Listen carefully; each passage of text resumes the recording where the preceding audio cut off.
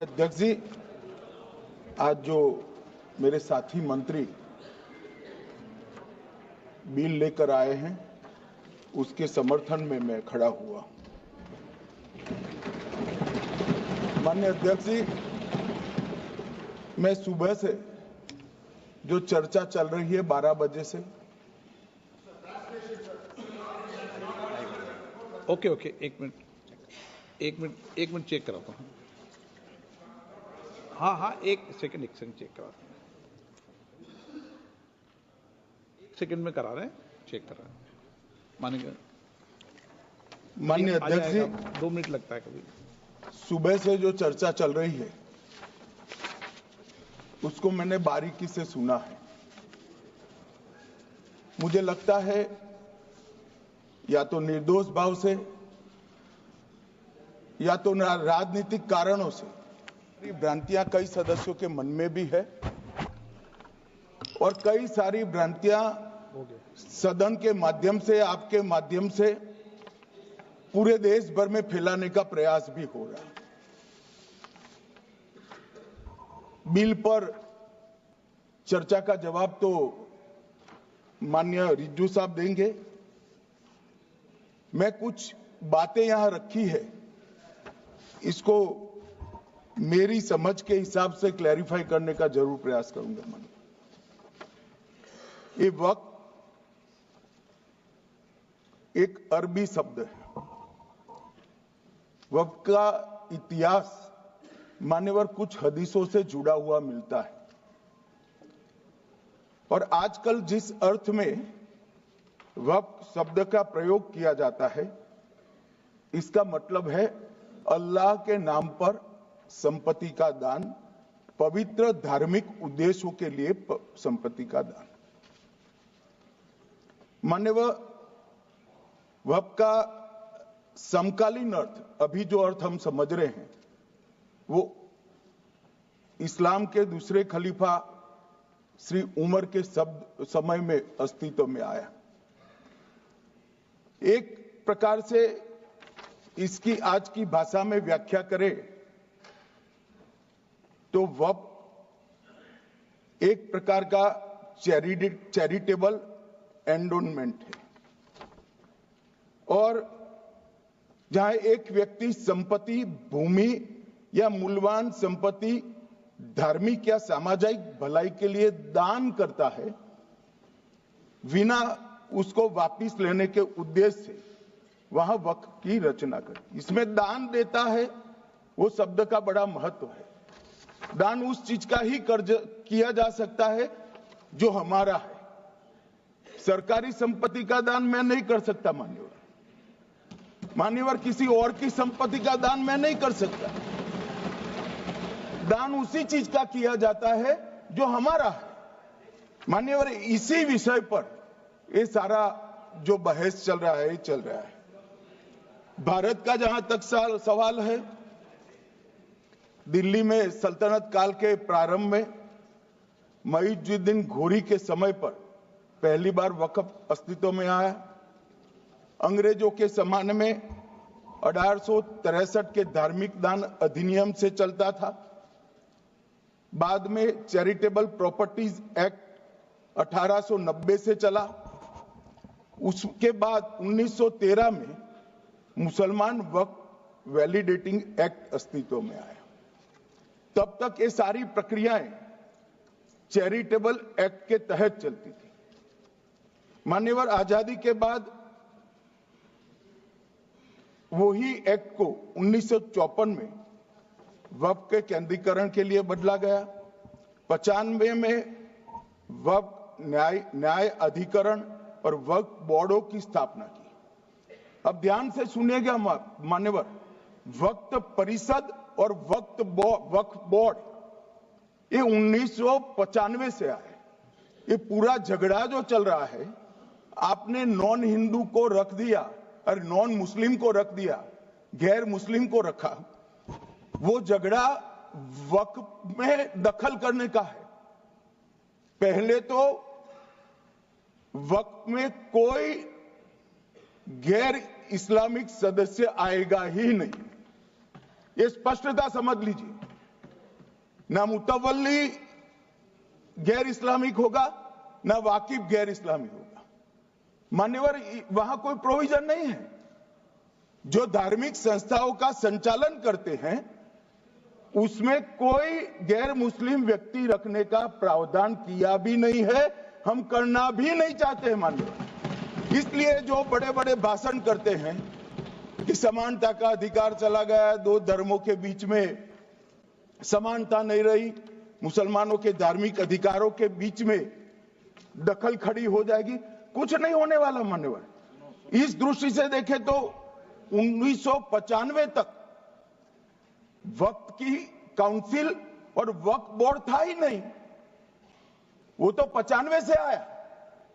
और मान्यवर, ये जो भ्रम खड़ा किया जाता है कि ये एक मुस्लिम भाइयों के धार्मिक क्रियाकलापों के अंदर, उनके दान की हुई संपत्ति के अंदर दखल करने का है, ये बहुत बड़ी भ्रांति फैलाकर माइनॉरिटी को डराकर अपनी वोट बैंक खड़ी करने के लिए किया जा रहा है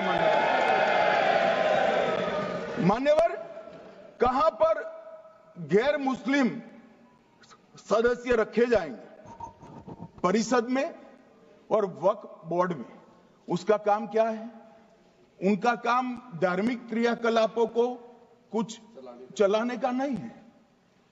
वो शुद्ध रूप से वक्फ का जो कानून, दान के लिए किसी ने दी हुई संपत्ति, उसका एडमिनिस्ट्रेशन अच्छे से चल रहा है नहीं चल रहा है, कानून के हिसाब से चल रहा है नहीं चल रहा है, या तो दान जिस चीज के लिए दिया गया, इस्लाम धर्म के लिए दिया गया, गरीबों के भोजन के लिए दिया गया, गरीबों के उद्धार के लिए, वो उद्देश्य के लिए इसका उपयोग हो रहा है नहीं हो रहा है, इसका नियमन करने का काम है मान्यवर।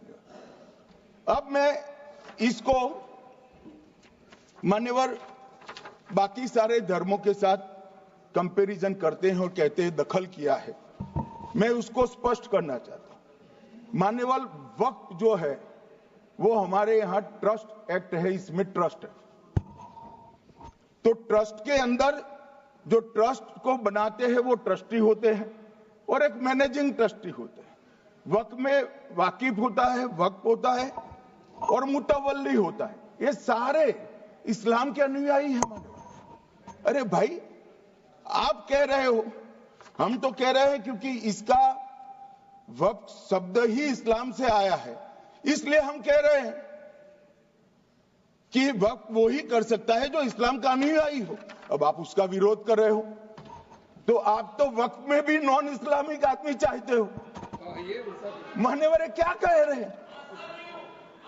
हम इसलिए कह रहे हैं कि वक्फ वो ही कर सकता है जो प्रैक्टिसिंग इस्लाम को प्रैक्टिस करता होगा, क्योंकि मान्यवर इसकी उत्पत्ति ही इस्लाम के सिद्धांतों से हुई। अब मान्यवर, वक्फ धार्मिक हुआ, वक्फ बोर्ड नहीं हुआ, वक्फ परिषद भी नहीं हुई। अरे सुनो भाई, मान्यवर, ट्रस्ट के अंदर ट्रस्टी जो होते हैं, जो चर्च होगा तो क्रिश्चियन होंगे, पारसी भी होंगे, पारसी के लिए वो ट्रस्ट होगा, तो हिंदू होगा तो हिंदू के लिए। अब चैरिटी कमिश्नर हम कहेंगे कि भाई मुस्लिम क्यों आया? मुझे बताओ, चैरिटी कमिश्नर एक्ट में मुसलमान चैरिटी कमिश्नर बन सकता है या नहीं बन सकता है? उसको ट्रस्ट नहीं चलाना है, उसको चैरिटी के कानून के हिसाब से वो ट्रस्ट चले, उसकी देखरेख करनी है। ये धार्मिक नहीं है, ये धर्म का काम नहीं है मान्यवर, ये एडमिनिस्ट्रेटिव वर्क है। और इसलिए तो फिर चैरिटी कमिश्नर हिंदू होगा तो वो क्रिश्चियनों के ट्रस्ट का कैसे देखरेख करेगा? चैरिटी कमिश्नर क्रिश्चियन होगा तो जैनियों के और हिंदुओं के ट्रस्ट का कैसे देखरेख करेगा? अब बताओ कि सारे ट्रस्ट के चैरिटी कमिश्नर अलग अलग देश तोड़ दोगे आप लोग, तोड़ दोगे। हमने साहब, मैं अभी भी आपके माध्यम से, इस सदन के माध्यम से देश भर के मुसलमान भाइयों बहनों को कहना चाहता हूं, आपके वक्फ में एक भी नॉन मुस्लिम नहीं आएगा।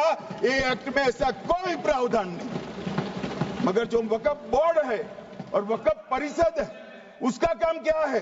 वक्फ की संपत्तियां मान्यवर बेच खाने वाले लोगों को पकड़कर इसके बाहर निकालने का। वक्फ के नाम पर औने पौने दाम में संपत्तियों को 100 साल तक किराए पे देने वाले लोगों को पकड़ना है। वक्फ का जो पैसा होता है, इनकम जो गिरती जा रही है, जिसके माध्यम से माइनॉरिटी का विकास करना है, माइनॉरिटी को आगे बढ़ाना है, इस्लाम धर्म की सारी धार्मिक संस्थाओं को पुख्ता करना है। ये पैसा जो चोरी होता है ना, उसको पकड़ने का काम वक्फ बोर्ड वक्फ परिषद करे। और मान्यवर वो चाहते हैं कि इनके राज में जो मिलीभगत चली वो चलती रहे। ये नहीं चलेगी, ये नहीं चलेगी। और मान्यवर मैं आज आपको बताना चाहता हूं क्या स्थिति हुई है। मान्यवर सबने कहा, रिपीटेशन भी होगा, परंतु मैं कहना चाहता हूं मान्यवर कि वक्फ के 2013 में जो अमेंडमेंट्स आए, अब बिल किरण भाई का है, मगर मैं कह सकता हूं कि वक्फ का 2013 का अमेंडमेंट न किया होता तो ये बिल लाने की शायद जरूरत न पड़ती। सब कुछ अच्छा चलता था। 14 में चुनाव आने वाला था, 13 में रातों रात तुष्टीकरण करने के लिए वक्फ कानून को एक्सट्रीम बना दिया गया। और मान्यवर इसके कारण क्या हुआ? इसके कारण दिल्ली लुटियन की 123 वीवीआईपी संपत्ति कांग्रेस सरकार ने जब चुनाव मुहाने पर थे, 25 दिन दूर था, वक्फ को देने का काम कर दिया। दिल्ली वक्फ बोर्ड ने उत्तरी रेलवे की भूमि वक्फ के नाम घोषित कर दी। हिमाचल में वक्फ की संपत्ति बताकर उस पर अवैध मस्जिद बनाने का काम किया।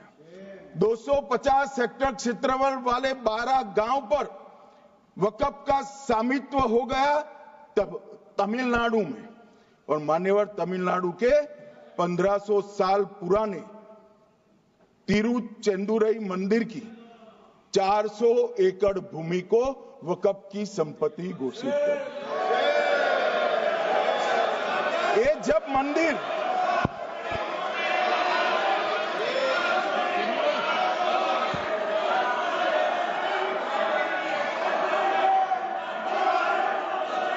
आपको मौका मिले जब अपनी बात कह देना, प्लीज बैठिए। मान्यवर कर्नाटक की, आपको मौका मिले जब अपनी बात कह देना, आप भी बहुत मिसलीड करते हैं। बैठिए गृह मंत्री जी। मान्यवर कर्नाटक की मणिपट्टी समिति का रिपोर्ट में पढ़ रहा हूं, इसमें मेरा कुछ नहीं है, खड़े मत हो जाना। ये मणिपट्टी समिति का रिपोर्ट है। 29,000 एकड़ भूमि वक्फ की बिजनेस के उपयोग के लिए किराए पर दे दी। मान्यवर 2001 से 12 के बीच 2 लाख करोड़ की वक्फ की संपत्ति निजी संस्थानों को हस्तांतरित कर दी 100 साल की लीज पर। मान्यवर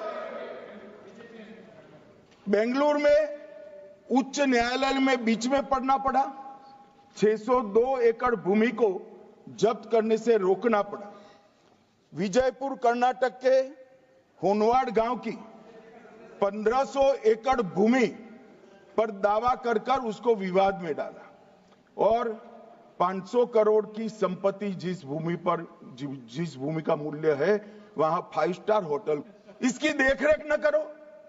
भाई ये पैसा जो है देश के गरीब मुसलमान का है, ये गन्ना सोटों की चोरी के लिए नहीं, ये इसको रोकने के लिए। और इनके जो ठेकेदार बैठे हैं मान्यवर, ये यहां गरज गरज कर बोलते हैं कुछ तो समझे बगैर बोलते हैं, कुछ समझकर बोलते हैं। उनको लगता है कि इससे हम जीत जाएंगे। मान्यवर, कर्नाटक में दत्तापीठ के मंदिर पर क्लेम किया, तालीपरंबा 75 साल पुराने एक दावे के आधार पर 600 एकड़ जमीन का दावा किया और ईसाई समुदाय की भी ढेर सारी जमीनों पर कब्जा कर लिया गया। मान्यवर, आज देश के कई गणमान्य चर्च और चर्च के समूह वक्फ बिल का समर्थन कर रहे हैं। उनको लगता है कि इसका विरोध कर हम मुस्लिम भाइयों की सिंपैथी जीतकर अपनी वोट बैंक पक्का करेंगे। उसमें कोई फायदा नहीं होगा अखिलेश, इसलिए कि 4 साल में मुस्लिम भाइयों को मालूम पड़ जाएगा कि ये कानून तो उनके फायदे में है। और इसके साथ ये दक्षिण के सारे जो सांसद बोल रहे हैं, अपनी अपनी कॉन्स्टिट्यूएंसी में सारे चर्च को मान्यवर नाराज कर रहे हैं। उनको पता नहीं, सारे चर्च को नाराज कर रहे हैं। सारे चर्च ने रिजोल्व किया है कि हम खिलाफ इसका हम समर्थन करते हैं। मान्यवर, तेलंगाना में 66,000 करोड़ की 1700 एकड़ जमीन पर दावा कर दिया। असम में मोरीगांव जिले की 134 एकड़ भूमि पर दावा हुआ। बिहार का मैं लालू जी के कोर्ट के साथ बाद में बताता हूं। गुरुद्वारा से संबंधित हरियाणा की 14 मरला भूमि को वक्फ को सौंप दिया। और मान्यवर, प्रयागराज में चंद्रशेखर आजाद पार्क को भी वक्फ घोषित किया। और मान्यवर, महाराष्ट्र के वडानगे गांव में महादेव की मंदिर पर दावा किया और बीड में कंकलेश्वर मंदिर की 12 एकड़ जमीन वक्फ बोर्ड ने जबरन ले ली। मान्यवर, ये सब जब जो चल रहा है, इसमें आज भी मैं स्पष्ट करना चाहता हूं, क्रियाकलाप और उनके बनाए हुए दान से ट्रस्ट है, उसमें सरकार कोई दखल करना नहीं चाहती है। मुतवल्ली भी उनका होगा, वाकिफ भी उनका होगा, वक्फ भी उनका होगा। परंतु वक्फ की संपत्ति, इसका रख रखाव ठीक से हो रहा है नहीं। वक्फ का संचालन कानून के हिसाब से हो रहा है, निजी उपयोग के हिसाब से। सैकड़ों साल पहले किसी बादशाह ने दान किया, हमारी भाषा में कहो तो धर्मादा किया।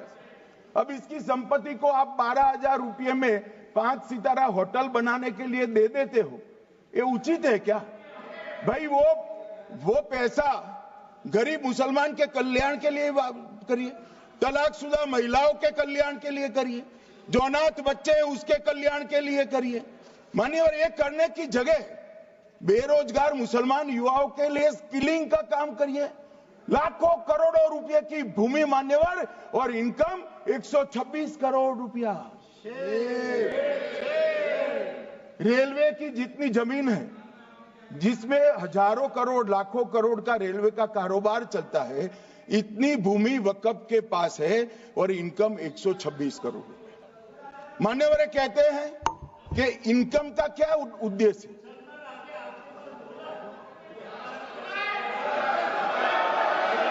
बैठ जाओ।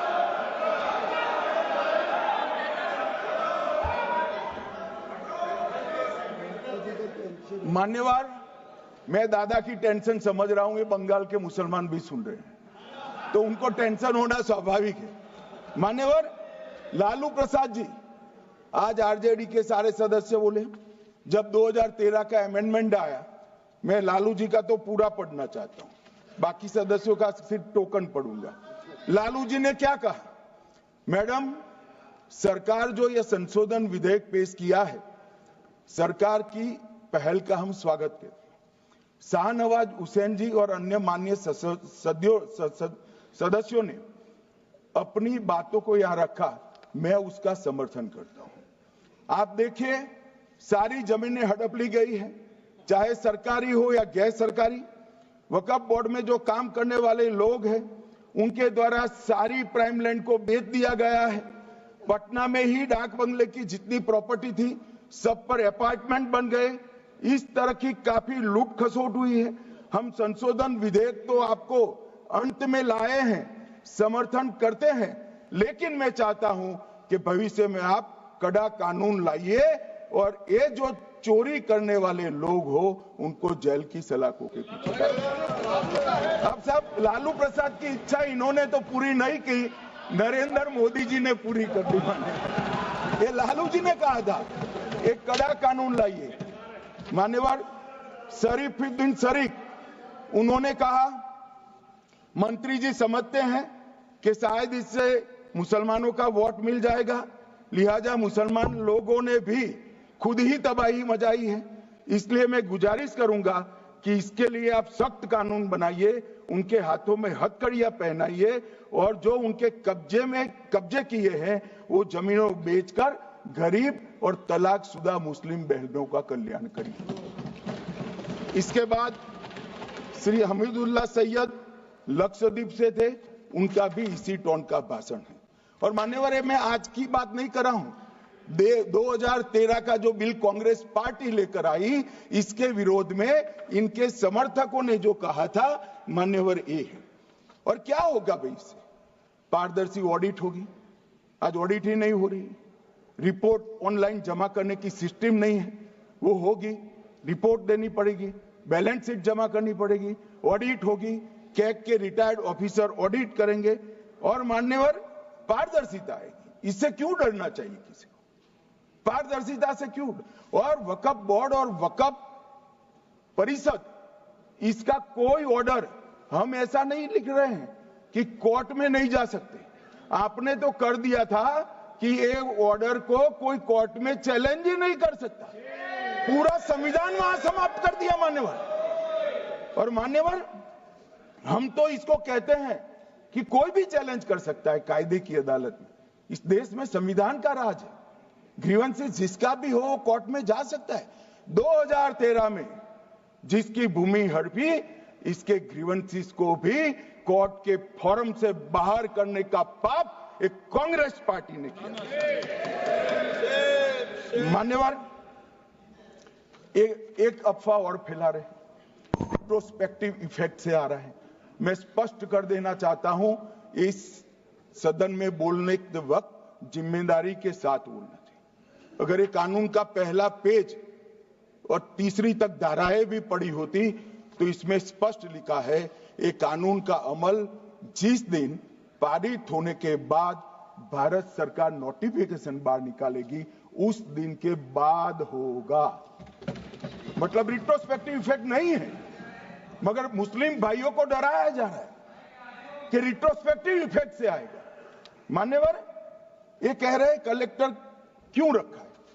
मुझे एक बात बताओ भाई, जो बता सकते हैं, अगर किसी मंदिर के लिए जमीन खरीदनी है तो जमीन की मालिकी किसकी है वो हमारे देश में कौन तय करता है?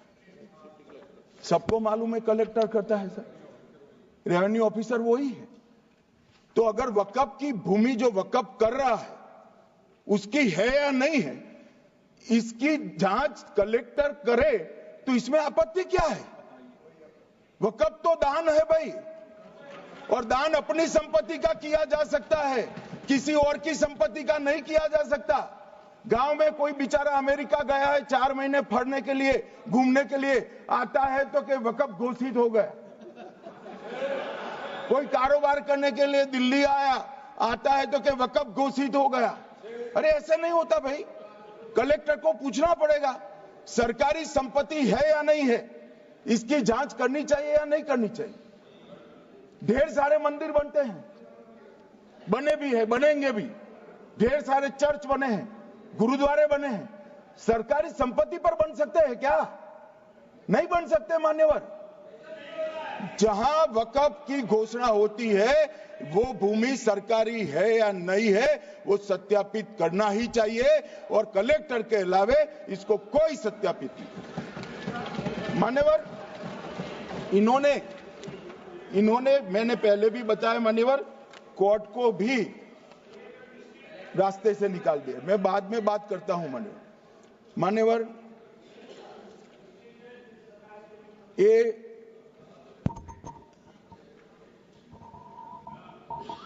मान्यवर, एक उपयोग के आधार पर वक्त की समाप्त। मान्यवर ये कह रहे हैं कि सैकड़ों सालों से वहां प्रैक्टिस है। अब वो तो वक्फ रजिस्टर हो गया, आपने घोषित कर दिया, वक्फ में रजिस्टर भी हो गए, अब इसका सवाल नहीं है। मगर सैकड़ों साल की प्रैक्टिस, मुगलों के समय की प्रैक्टिस आज घोषित की जा सकती है क्या? अगर वहां नमाज पढ़ रहे हैं तो लोग देखते होंगे, कब्रिस्तान होगा लोग देखते होंगे, दरगाह होगी तो लोग देखते होंगे, और घोषित भी हो चुका होगा, रजिस्टर भी हो चुका होगा। अब अगर आप वक्फ घोषित करना है तो उसको ऐसे नहीं कर सकते मान्यवर, अधिकृत करना चाहिए। मान्यवर, जो दूसरा सुधार लेकर आए किरण जी, वो ही है कि धारा 36 में वक्फ संपत्तियों को बिना किसी स्पष्ट प्रक्रिया से, मालिकी की प्रक्रिया से पंजीकृत नहीं किया जा सकता।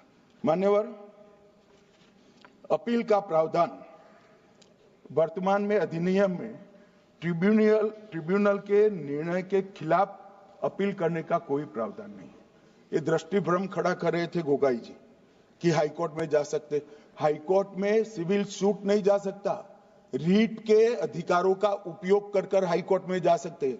सिविल सूट में ज्यादा प्रोटेक्शन मिलता है मूल मालिक को, आपने सिविल सूट को खत्म कर दिया था।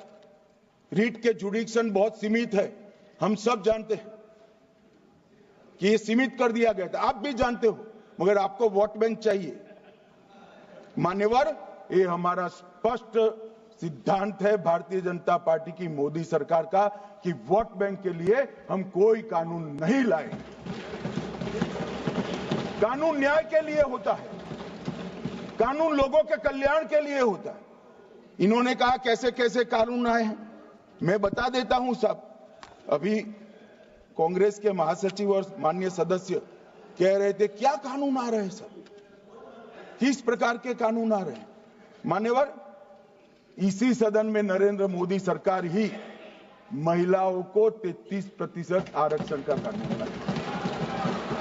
इसी सरकार में पिछड़ों को संवैधानिक अधिकार दिया गया। मान्यवर, इसी सरकार में बजट जो आए, इसमें गरीबों को गैस, शौचालय, पानी, 5 लाख तक का बीमा, 5 किलो अनाज, बिजली और घर दिए गए। मान्यवर, और कन्वर्जन कानून की बात करते थे और हंसते हंसते कहते थे कर्नाटक सरकार कन्वर्जन कानून लेकर आई है। सबसे पहला कन्वर्जन कानून उड़ीसा और मध्य प्रदेश में कांग्रेस सरकार लेकर आई, मगर उस वक्त कांग्रेस सरकार तुष्टीकरण की नीति पर नहीं चलती थी, महात्मा गांधी के सिद्धांतों पर चलती थी। मध्य प्रदेश और उड़ीसा में सबसे पहला कन्वर्जन के खिलाफ कानून कोई लाया तो कांग्रेस पार्टी लाई, और मुझे गर्व है मेरी पार्टी की सरकारें कन्वर्जन पर कानून लाती है। मान्यवर, सबको अपना धर्म का अनुसरण करने का अधिकार है, कोई शौक से करे, मगर लोभ, लालच, भय, इससे धर्म परिवर्तन नहीं कराया जा सकता। किसी गरीब के पास खाना नहीं है, खाना देकर उसका धर्म बदला दोगे? कोई थोड़ा कम पढ़ा लिखा व्यक्ति है, उसका धर्म बदला दोगे? ऐसे नहीं होगा मान्यवर। और आपने भी किए हैं कानून, आप नए नए आए हो, आपको मालूम नहीं है मान्यवर, इनको मालूम नहीं, अभी अभी आए हैं 5 साल से। ये कांग्रेस पार्टी ने कानून किए थे मान्यवर। अपील का प्रावधान भी हमने आगे बढ़ाया, और गैर मुसलमानों के द्वारा दान की गई संपत्तियों पर, गैर मुसलमानों की दान की संपत्तियों पर वक्फ अधिनियम को हमने लगने से मना कर दिया। मानो उनके लिए चैरिटी कमिश्नर का कायदा है। ये प्रैक्टिसिंग इस्लाम, जो इस्लाम की प्रैक्टिस करते हैं, इसीलिए मान्यवर हमने ओवरराइडिंग इफेक्ट को भी समाप्त कर दिया। मान्यवर, ट्रस्ट का नियमन करने का जो कानून होता है, जैसे चैरिटी कमिश्नर के कानून में कोई ओवरराइडिंग इफेक्ट नहीं है। जहां क्लेसिस आते हैं, वहां ओवरराइडिंग इफेक्ट होती है। यहां ओवरराइडिंग इफेक्ट इसलिए देगी कि आप जिसकी संपत्ति हड़पी जाएगी उसको कोर्ट से जाने से रोकना चाहते थे, इसलिए ओवरराइडिंग इफेक्ट जो हमने मान्यवर निकाल दिया है। मान्यवर एक ऐसी चर्चा लेकर आए कि चर्चा नहीं हुई।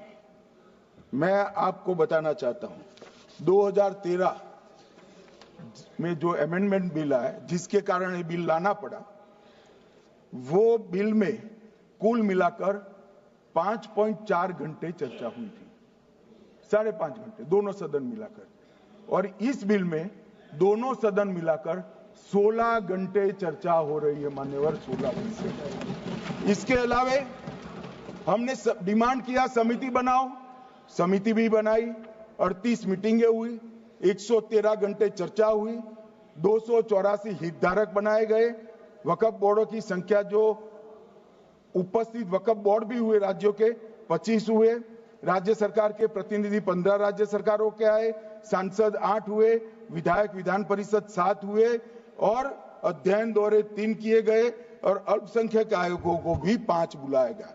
ये सबसे 92.68 लाख करीब 1 करोड़ सुझाव देश भर से ऑनलाइन आए, इसकी मीमांसा कर ये कानून बना है। आप ऐसे इसको खारिज नहीं कर सकते हो पूरी प्रक्रिया को। आप जो कर रहे हैं 5.5 घंटे की प्रक्रिया, ये बहुत लोकतांत्रिक प्रक्रिया है, और हम 16 घंटे चर्चा करते हैं कि चर्चा आपके अनुरूप चर्चा नहीं हो सकती। ये सदन में हर सदस्य बोलने के लिए स्वतंत्र है, कोई परिवार की यहां चलती नहीं है, ये तो जनता के नुमाइंदे हैं, किसी की कृपा से नहीं आए हैं। मान्यवर, जो दिल में है, जो जनता की आवाज है, वो रखेंगे।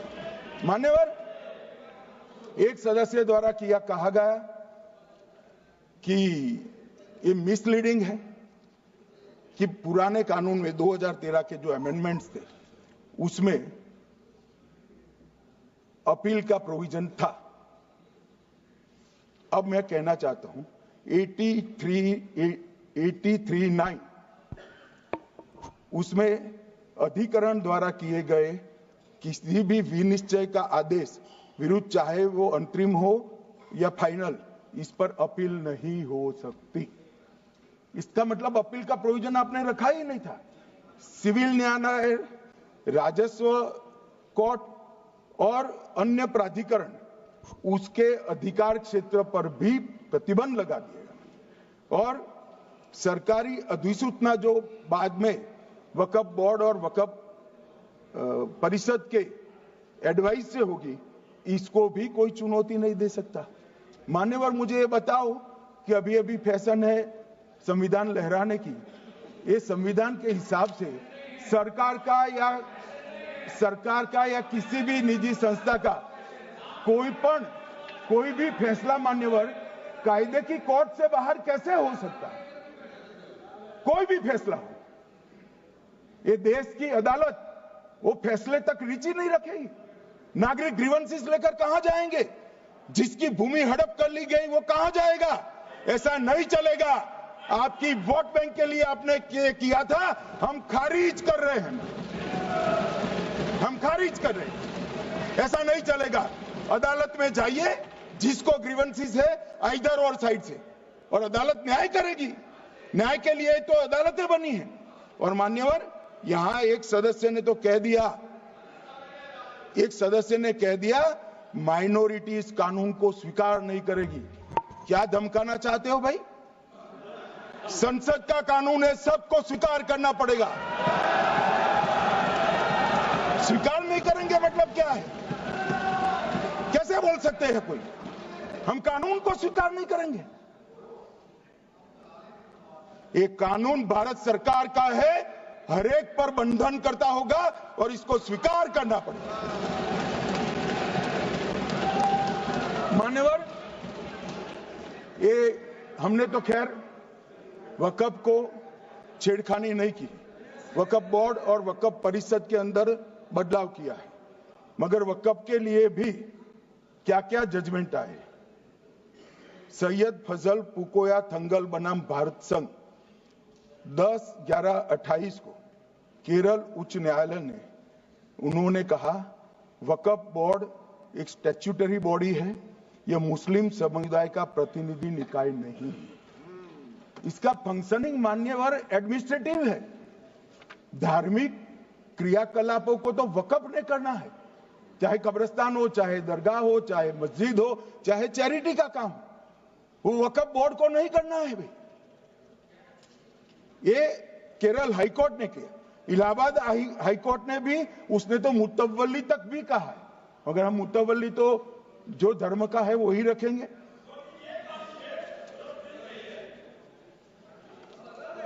मान्यवर, इन्होंने कहा एक मुतवल्ली के कर्तव्य विशुद्ध रूप से धर्म निरपेक्ष कैरेक्टर है, मगर हम मुतवल्ली को छू नहीं रहे। मान्यवर ये कह रहे थे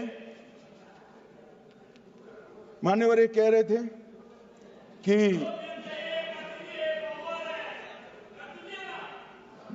मान्यवर ये कह रहे थे कि कोई गड़बड़ियां नहीं हुई। मान्यवर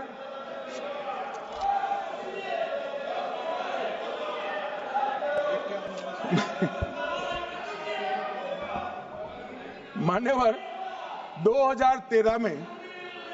2013 में अन्यायी कानून आया। भाई करने, थोड़ा शांत हो जाइए। ये 26 के कारण डरे हुए हैं और कुछ कारण नहीं। चुनाव जो है ना अक्टूबर में, 25 में जो चुनाव है इसके कारण डरे। मान्यवर भाई बैठ जाओ। मान्यवर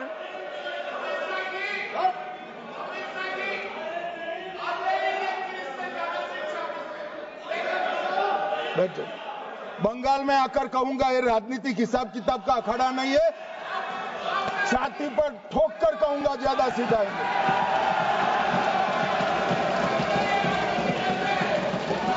मान्यवर 2013 के, अरे बैठ जाओ वकील साहब बैठ जाइए।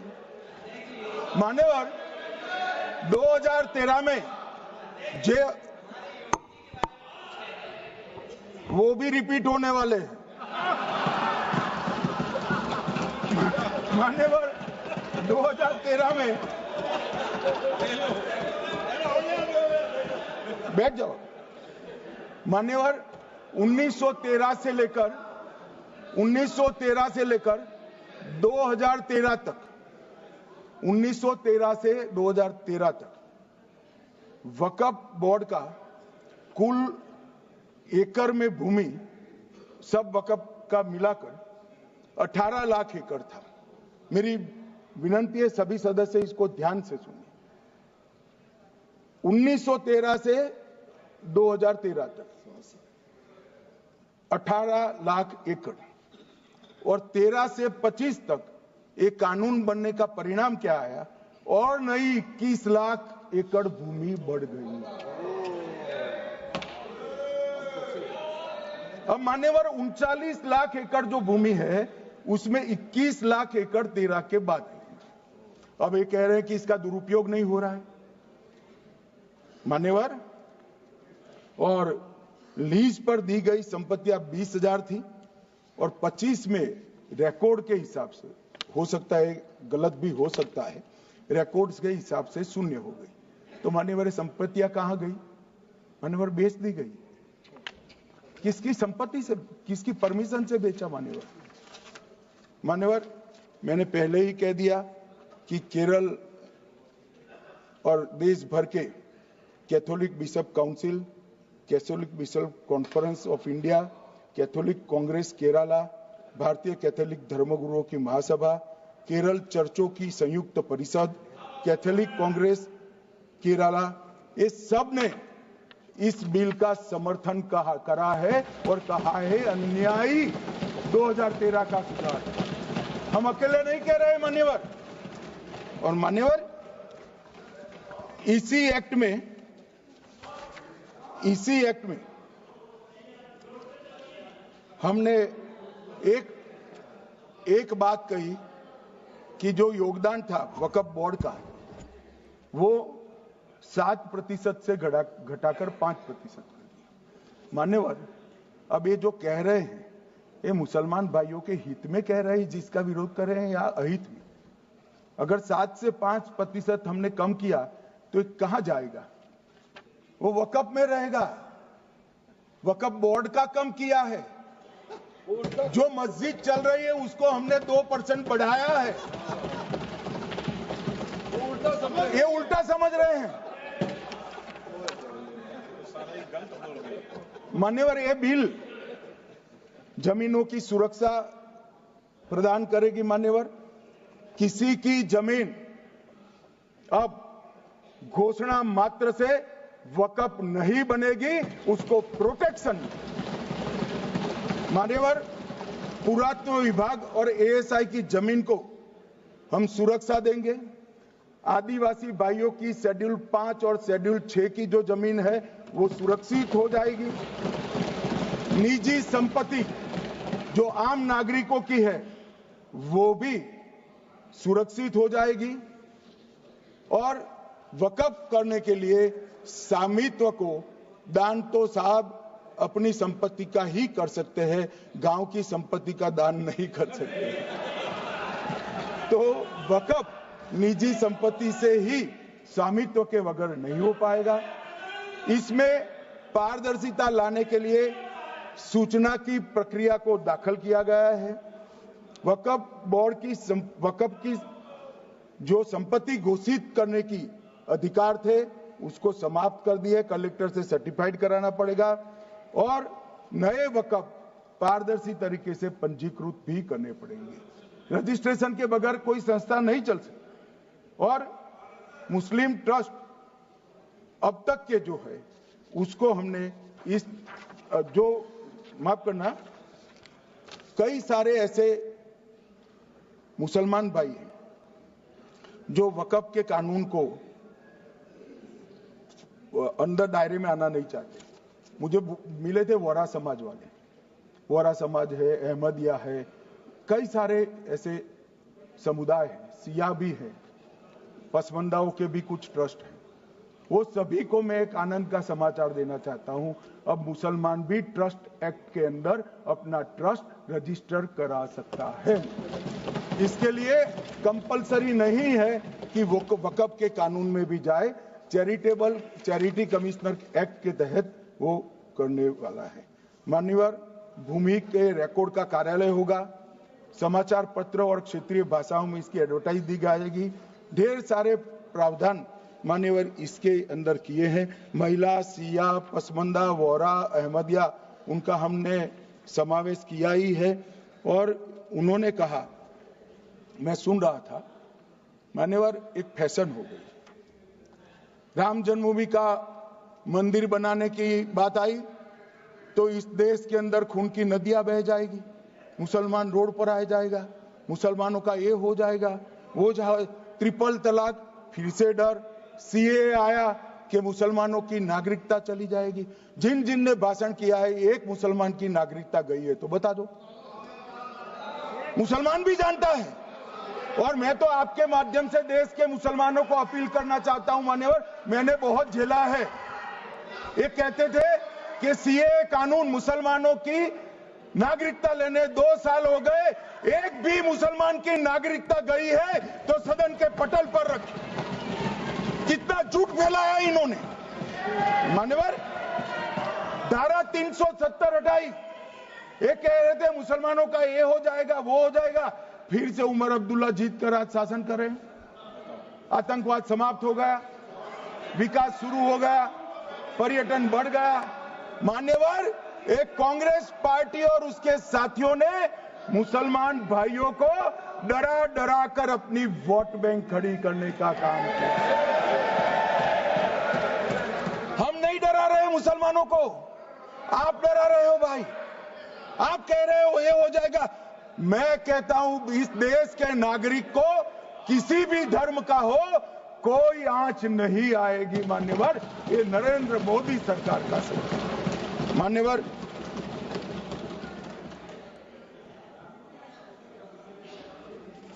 इनको मान्यवर ना पिछड़ों की चिंता है ना मुसलमानों की। ये सालों से जातिवाद और तुष्टीकरण इसके आधार पर काम करते हुए आए हैं और जातिवाद और तुष्टीकरण की राजनीति कर अपने परिवार की पॉलिटिक्स को आगे बढ़ाए हैं। मगर 2014 से मान्यवर जातिवाद, तुष्टीकरण और परिवारवाद को एक साथ नरेंद्र मोदी ने समाप्त कर विकास की राजनीति इस देश में प्रस्तावित की। पॉलिटिक्स ऑफ परफॉर्मेंस, परफॉर्म करिए और चुनकर आइए। 3 टर्म मोदी जी को चुना है और 3 टर्म भारतीय जनता पार्टी की सरकार रहने वाली है। मेरी बात ठीक कर मान्यवर,